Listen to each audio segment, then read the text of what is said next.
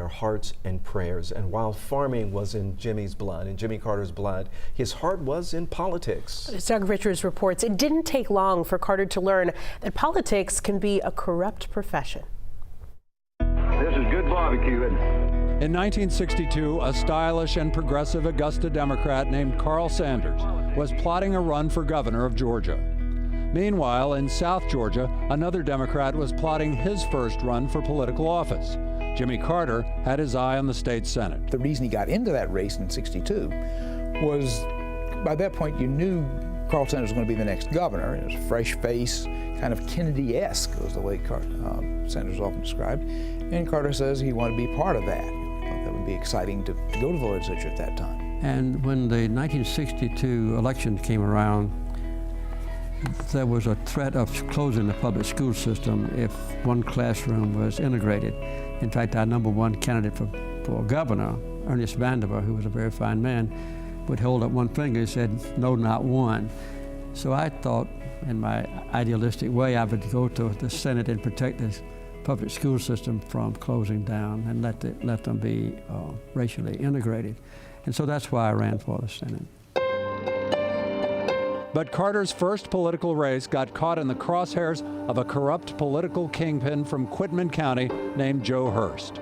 Hearst backed Homer Moore, Carter's opponent. And when the ballots came back from Quitman County, Carter appeared to lose the election. This boss in Quitman County, and Georgia still had a number of counties where boss controlled them, had packed the ballot box. They were brought in, tied up, and they were in alphabetical order, and some of the people that had voted were already dead. It was pretty flagrant that there had been phony ballots put in the box. Carter and his backers complained to authorities in Quitman County who did nothing. So Carter talked to reporters in Atlanta who smelled a story and beat the drum about the crooked county that stole the election. It was pretty flagrant that the person who had voted just before the polls closed said, "I was number 332 or something like this, and there were 1 or 2 people after me."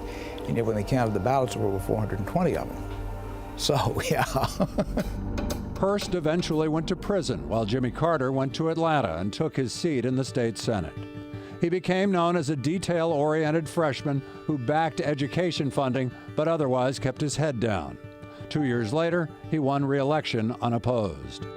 I was able to get a 4-year college approved in Americus, our county seat, and that got me re-elected without any opposition. And then I decided to run for the U.S. Congress against a Republican incumbent, Bo Calloway, who was from West Point, and he was an antagonist of mine in many ways. He withdrew from the congressional race and left me with the congressional race won.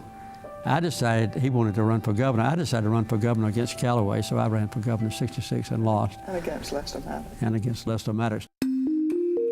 Lester Maddox was a fiery segregationist who didn't get enough votes to win the election, but became governor after the legislature stepped in.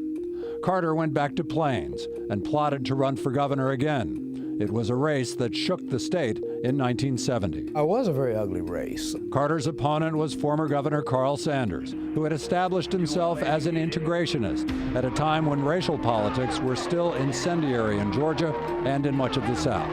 Segregation now! In the presidential election 2 years earlier, Alabama's segregationist governor, George Wallace, won Georgia's electoral votes.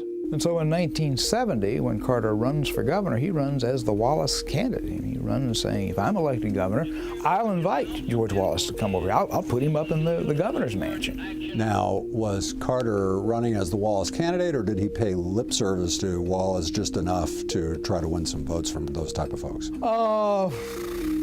Yeah, I mean, there was a very strong anti-Washington, anti-desegregation, anti-civil rights element in the Georgia electorate at that point, and Carter was appealing to that, and Sanders was not, so they had a clear divide there.